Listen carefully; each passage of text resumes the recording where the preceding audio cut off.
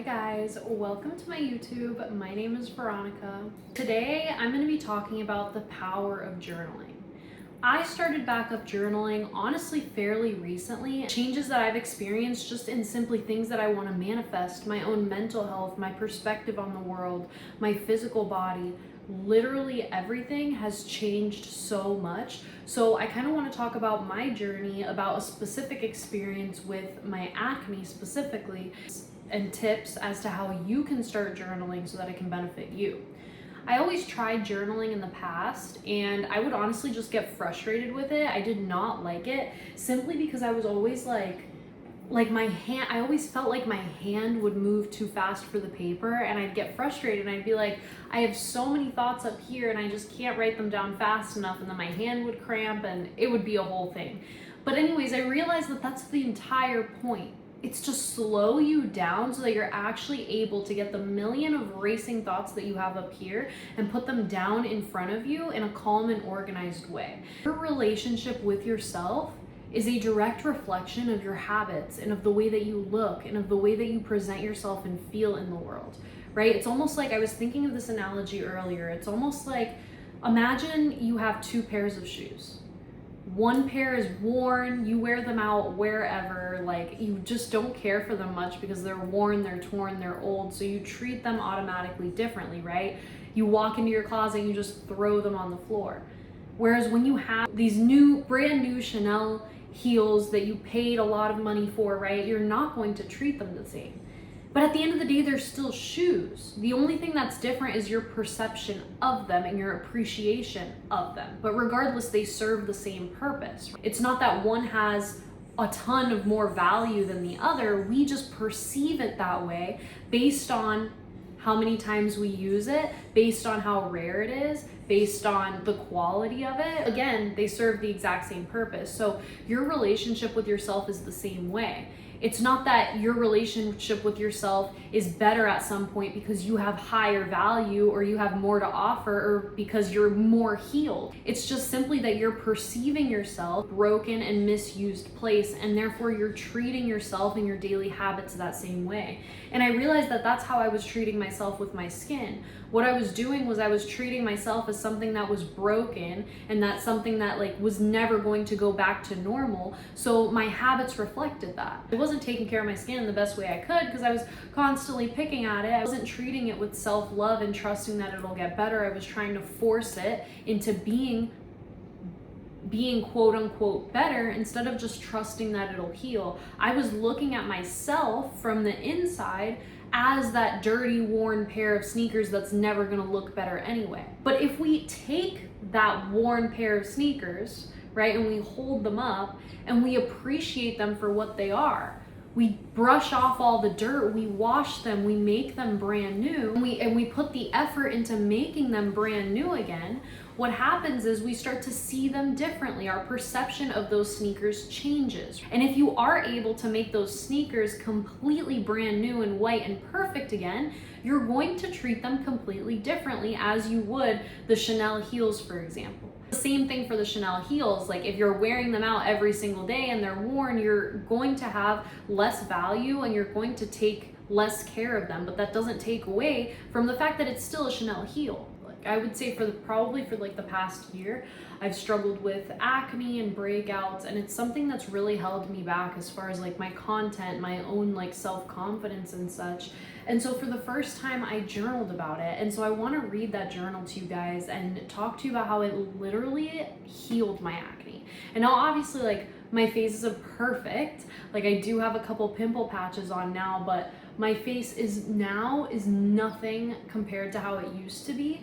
And when I tell you that I literally woke up the next morning after writing this journal entry and my jaw dropped in the mirror.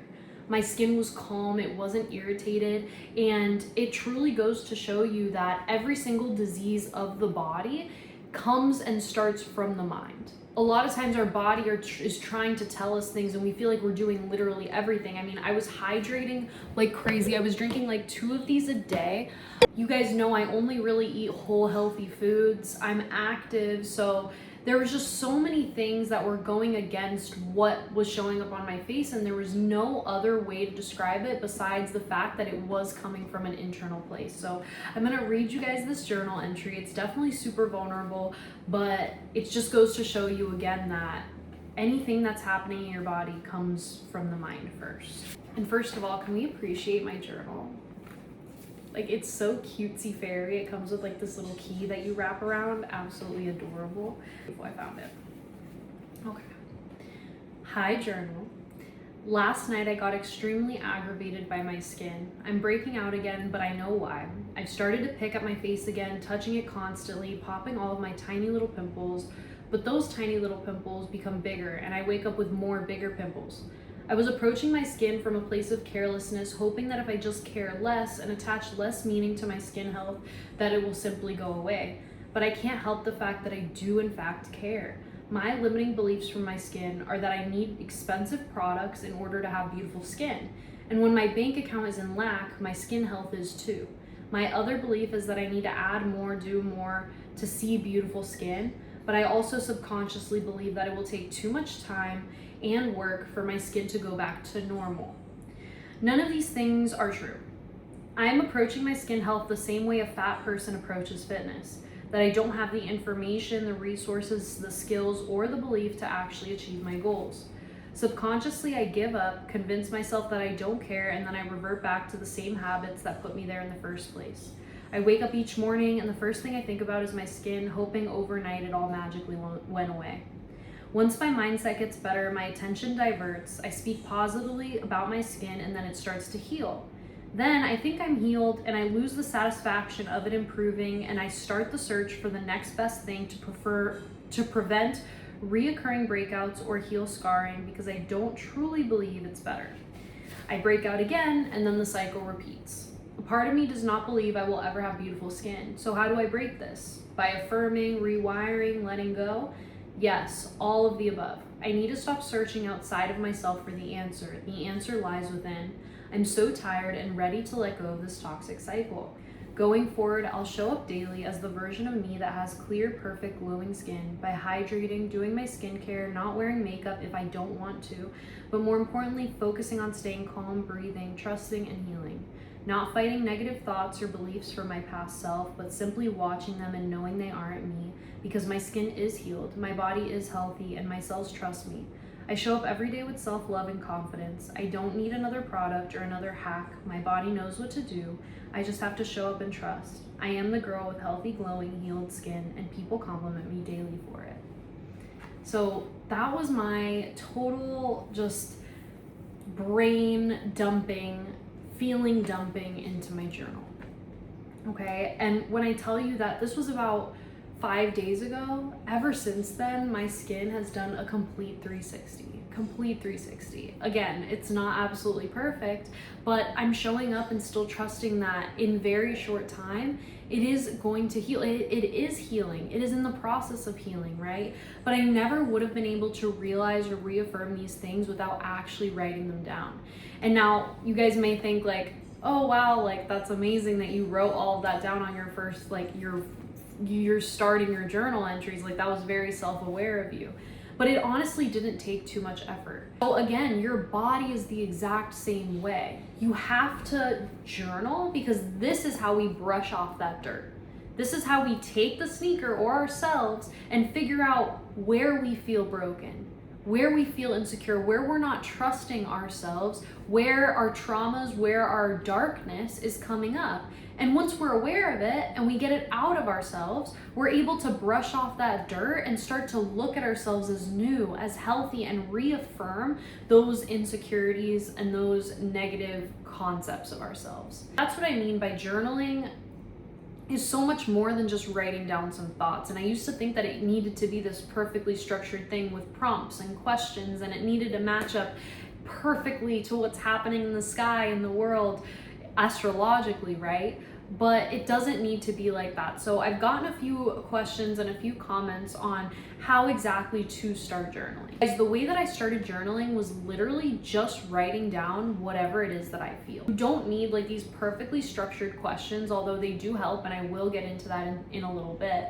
But as far as just starting to journal, look at it this way. Your brain, and I've mentioned this before, is like a computer. You have a million tabs open when you start practices like journaling. In order to organize, prioritize, and close the tabs that are not necessarily meant to be there, we need to be intentional. We need to be intentional about looking through them, right? So it's the same thing with journaling. There's no reason for you to go in and have like these perfectly sectioned out questions and prompts if you're not clearing out the tabs first. So what I started to do was I simply would just write hi journal. I would write the date and I would just start writing about how I felt. I feel this way. And then just let your hand take the rest. Completely let your brain go and just whatever comes to mind, start to write it down. And I'm telling you, you will start to come to conclusions for yourself. Take your time, let your hand relax, because I know it's really frustrating at first that your hand starts to cramp when you're trying to overdo it and write a million things at a time. Take a deep breath. Sometimes it also helps to have like a 5-minute meditation before I go into my journaling. That way my mind is a little bit more clear and calm, and I'm able to write down my thoughts as they come up. Now, once you've established a good grounding when it comes to just journaling your feelings, those tabs again start to clear, and we become almost like a channel, a messenger to the divine and to our highest selves and to the opposite and to the deepest, darkest parts of ourselves. And once we clear that channel, we're allowed to be able to use the search engine again, for example, and start to really uncover things that we weren't able to uncover from the beginning. That's when I suggest going into some journal prompts. So some good things to do are to research your astrology with my own astrological chart and figure out exactly for what season, based on what's going on in the sky, what are the things that I need to be journaling about and uncovering. And that helped me a ton. You can also use AI to find this out. There's this app called, there's this website called Astrology, and you can go in and put in your information and then your astrological chart shows up. And that makes it really easy to find specific journal prompts for your signs and for what is going on in the sky at the moment. I also started to search up shadow work prompts on Pinterest, and then those shadow work prompts came up. Now, the shadow is our dark part, right? There cannot be good without evil. There cannot be light without the darkness. And we don't necessarily need to run from the dark in order to just be fully light. Because if we were able to attain full light, there would be no dark, right? And so achieving full light energy is genuinely not possible without uncovering the dark. And I don't think it's possible or optimal at all. We need the dark part of ourselves in order to learn about ourselves, in order to show up differently in certain situations, in order to communicate better with ourselves and with the world and in our relationships. So it was super important for me to start doing shadow work, and it's something that I'm still continuing to learn and dive into. But essentially, shadow work is diving into that darker part of ourselves. We all have deep traumas, memories, insecurities, fears that show up in our lives all the way from childhood that we aren't even aware of, right? Because we have a subconscious mind and then we have a conscious mind. And the subconscious mind stores all of those traumas, beliefs, doubts, and fears, and when we store those, they actually affect how we show up, how we communicate, and they hold us back from what the goals that we're actually trying to achieve. For example, one of my doubts and my insecurities that I actually found through journaling was that I felt that I had to show up and be this perfect version of myself in order to be able to post content. That in order for me to post content as my true authentic self, that I needed to have more experience, more credibility. Because as a child, my dad would always put me down if I ever shared like a unique thought or asked a unique question. I remember being really little, and I remember being in the car and being like, Dad, like, why does God have genders? Like, why do we call him he? If God is so great, why are we making that powerful entity inferior by labeling it with a gender? And I remember my dad getting really upset, and he was like, I don't know, like, why would you ask me that? You don't know what you're talking about, just stop. And I remember being like 8 years old and asking this question. And so I remember, you know, those little things, they added up. And then throughout my adult life too, as I started to explore my own belief systems and my own kind of questions about who I was becoming and what the world and the universe is really about, again, I would try to talk about them and be open about them. But again, I would get shut down because I was too naive, too young, too inexperienced to have the right to be able to talk about those things. I wasn't aware of the fact that I was storing that trauma. I was storing that fear inside of me being able to actually express myself and talk about the things that I loved because I was afraid of being shut down. That was a shadow part of me, right? The shadow part of me was carrying this guilt and this shame for believing in different things, for having my own opinion, to where it was holding me back in my content, and I wasn't able to show up as authentically as myself and actually impact the women that I want to impact because of this fear, and I wasn't even aware of it. But again, I became aware of it because of my journal and because of the shadow work that I was doing. So I highly suggest you go on Pinterest, just look up shadow work prompts, shadow work journal prompts, and whichever one resonates with you the most and pops up, I suggest you just do it and fill it out. You know, it's gonna ask you a lot of things of like, what are you afraid of? Who was the most influential person in your childhood?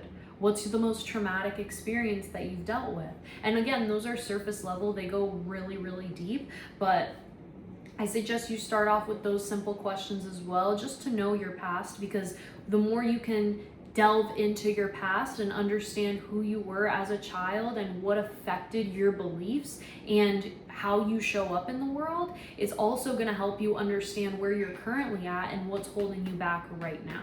I wouldn't be able to have these healthy habits, to have the lifestyle that I have, to have accomplished the goals that I have accomplished without bettering my relationship with myself. Your inner self has so many different facets. You have your inner child in there. You have your most authentic self. You have your shadow. There's different psyches that live inside of you. And in order to be able to meet the highest version of you, you almost have to weed through all of these different parts of yourself and understand them to their depth in order to build that relationship. Like, you wouldn't marry somebody that you met on the first date, right? Well, imagine if you go through all these dates with this same person.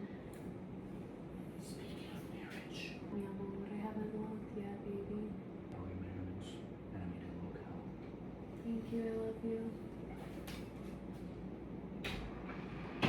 He's so sweet. I'm on my period, so I'm crabby. So if it looks like I'm horrible to him, I promise you I'm not. He's so sweet. As I was saying, you have so many different facets of yourself. So imagine going on a first date with somebody and you're having these surface level questions and everything's fine. And then every single date that you have, they continue to be just surface level questions. Then eventually you marry this person, you commit to them long term, and you find out that you don't even truly know who you married. It's the same thing when you're building a relationship with yourself. You've always just asked yourself surface level questions of what's your favorite color? What do you like to do for fun? What's your favorite, I don't know, type of food to eat? And those surface level questions are going to lead you to a surface level life and a surface level relationship with yourself. And what I mean by that is just living life on autopilot. Why on earth would you want to live a surface level life with yourself when you have so much depth, when you have so many facets to you that you've just never allowed yourself the space to be able to get to know? So in order to get to know yourself, again, I found journaling to be the #1 way to be able to do that. The time to journal is usually in the mornings. However, if I have a busy morning or if I'm not feeling it, I let myself go throughout the day. And then by the end of the night, then that's when I journal. Genuinely go based off of feel. Don't try to force it, but I suggest doing it at least once a day. The minute you try to make it like this structured thing where you have to be perfect, it's really not going to work out, because your inner self, right, all those facets that I was just talking about, they're yearning to release. They're yearning for you to let them go and for them to be able to express themselves, right? So when you try to structure journaling in this perfect sense and try to be perfect at it, it's kind of blocking yourself from truly getting to know the real you. I suggest that you just go into it, just start to just write how you feel, start to write your thoughts, and know that in this process, it's going to be messy, it's not going to be perfect, but it's going to help you build so much awareness and such a better relationship with yourself. Because again, once you build that better relationship, you appreciate the things about yourself, you become that brand new sneaker again. You learn to appreciate it and take care of it so much more, and then that reflects in your fitness life, in the foods that you eat, in the activities that you do, in the hobbies that you have, and those things all lead to an overall happy, more fulfilled life. You truly are living your best life on your terms. My favorite times to do journal prompts would be during the full moon and the new moon.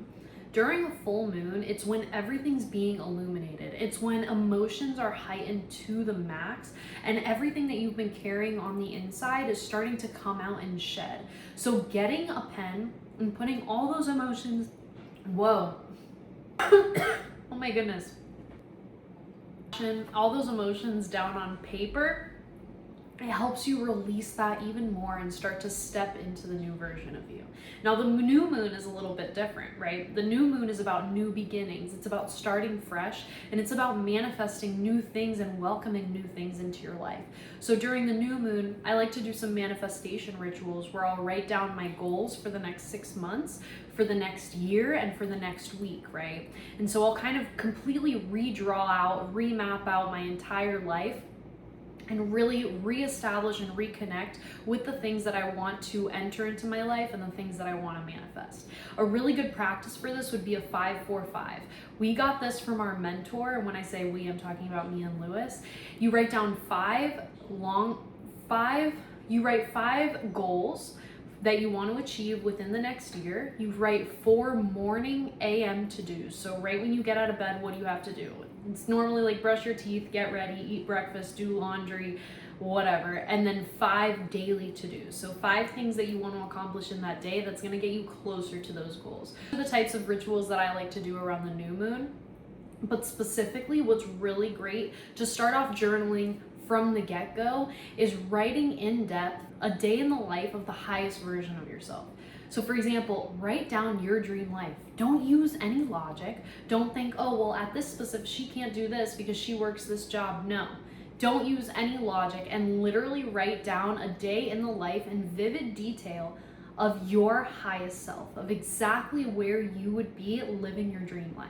And that in and of itself prepares you to open doors to a vision of your highest self, and really helps you establish what exactly you want out of this life, because anything is possible.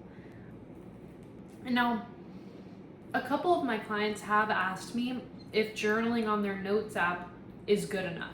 And while if it's absolutely impossible for you right now to be able to grab 15 to 25 minutes and start writing in a journal, sure, go for the notes app. But the only reason why I advise against it is simply because it's not the same as putting your thoughts into written form, right? It's one thing to just be able to type, because you're able to do it so fast, and we've all sent texts that we did not mean to send. When you send it, when you're typing, right, and when you're sending a text, your mind could be everywhere and you're just typing, your thumbs are just doing it.